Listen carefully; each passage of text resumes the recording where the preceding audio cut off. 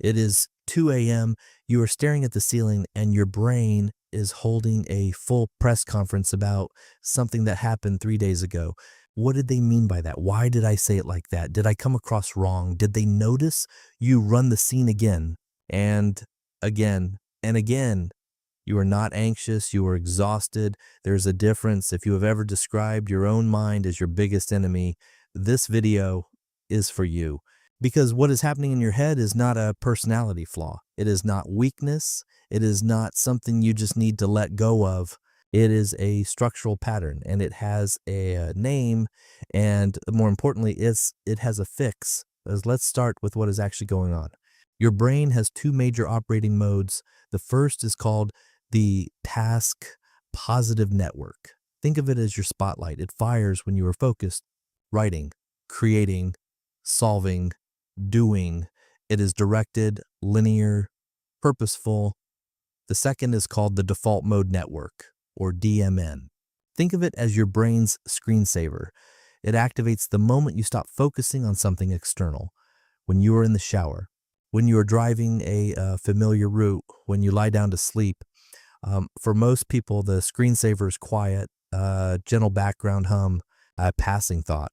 But research shows that in overthinkers, especially those with high sensitivity, high intelligence, or a history of anxiety, the default mode network doesn't hum.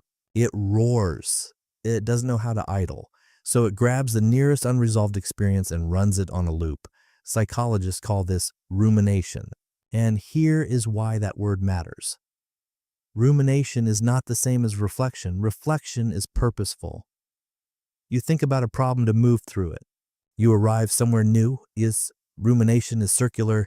You think about a problem and arrive back exactly where you started, only more depleted. Reflection builds, rumination drains. And the reason your brain defaults to rumination is not weakness. It is threat detection. Here is the evolutionary layer. Your brain evolved in an environment where missing a social cue could be fatal, where being cast out of the group was not embarrassing, it was a death sentence. So it developed a dedicated surveillance system, one that never fully sleeps, one that obsessively scans for signs of rejection, misalignment, conflict. That pause before they answered, your brain logged it as potential threat data, and it will keep reviewing that data until it determines whether you are safe.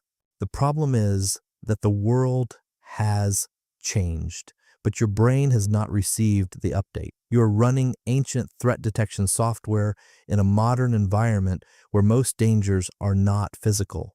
They are social, relational, professional, and your brain treats every single one of them like a predator in the grass. Society calls you an overthinker, like you just haven't decided to stop yet. That diagnosis is wrong. You are running a hypervigilant survival system that was designed for a much more dangerous world. Here is exactly how the spiral works. A trigger happens, a strange tone in an email, a message left on read, a moment that felt off in a meeting. Your DMN flags it. It starts reviewing. But here's the trap. You have no new information, no reply, no explanation, no resolution. So your brain fills the gap, and it does not fill it neutrally. Researchers call this negative valence bias, which means your brain defaults to the worst available interpretation. Not because you are pessimistic, because ambiguity reads as danger. So now you are in the loop, trigger, replay, gap fill with worst case. More anxiety, more replay. And here is the cruelest part. The more anxious you get, the harder it becomes to access your prefrontal cortex, the part of your brain responsible for rational evaluation. High anxiety quite literally takes your logic offline. So there you are, looping, unable to think your way out of the thinking. Now let's fix it. There are 4 tools. They work in order of escalation. Use whichever level you're at. Tool 1, the pattern interrupt. This is your emergency brake. The moment you catch the loop starting, say this out loud or in your head.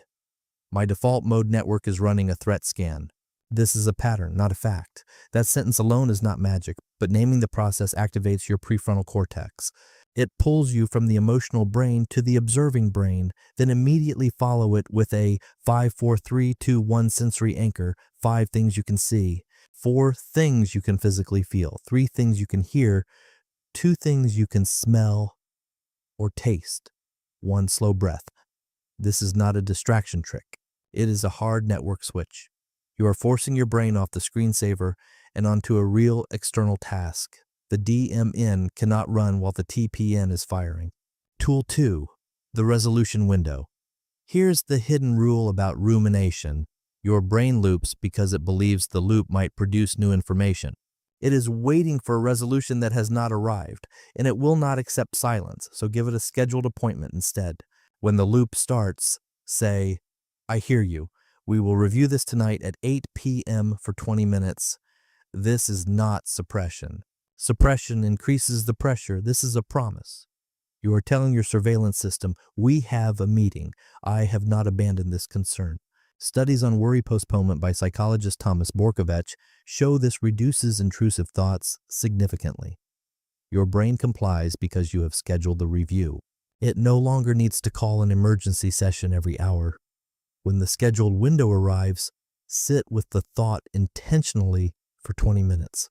Then close it. Tool 3, the open loop protocol. Rumination feeds on ambiguity. It loops because the file is open, so wherever possible, close the file. If you are spiraling about an email you sent, send the follow-up. If you are looping on a difficult conversation, have it. If you cannot have it yet, write it. Even if you never send the letter, even if it is only for you, the act of writing activates your prefrontal cortex. It converts a swirling emotional spiral into a structured narrative. Researcher James Pennebaker at the University of Texas found that writing about a distressing event for just 15 minutes a day measurably reduces the brain's obsessive return to it. You are not journaling. You are closing the file so your threat scanner can stop searching for it. Tool 4, the perspective audit. This one is specifically for my supersensors, the ones whose rumination lives inside replayed social moments. When you are in the loop, run through 3 questions. First, is this thought based on evidence or assumption? Second, of all the possible explanations for what happened, how many of them are genuinely dangerous? Third, and this is the most important one, would I apply this level of scrutiny to someone I love? Because your internal critic does not apply the same standards to you as it does to everyone else. You extend grace immediately. You give it generously to everyone, except yourself. There is one more thing. A pattern has emerged in the comments on this channel. Many of you say the thoughts feel loudest at night, that the moment your environment quiets, the internal volume goes up. This is not random. Your DMN is most active during sensory rest. When there's less input from the outside world, the inside world fills the space. This means for overthinkers, total sensory silence can backfire. The empty room becomes an amplifier, a technique called cognitive shuffle, developed by sleep researcher Luc Beaulieu-Prévost, can interrupt this. Instead of trying to quiet the looping thought, deliberately introduce random, meaningless imagery, a hat, a bicycle, a purple door, a fish, purposefully absurd, purposefully unconnected. Your brain cannot build a narrative from deliberately incoherent images. The surveillance system has nothing to track. The loop breaks. Here's what I want you to understand. Your default mode network is hyperactive because you were built to understand, to anticipate, to connect, to protect. That is not a flaw. That is a gift without a manual. The loop is not the problem. The loop without a circuit breaker, that is the problem. You are not an overthinker. You are a deep processor who has never been given the right tools. And now you have them.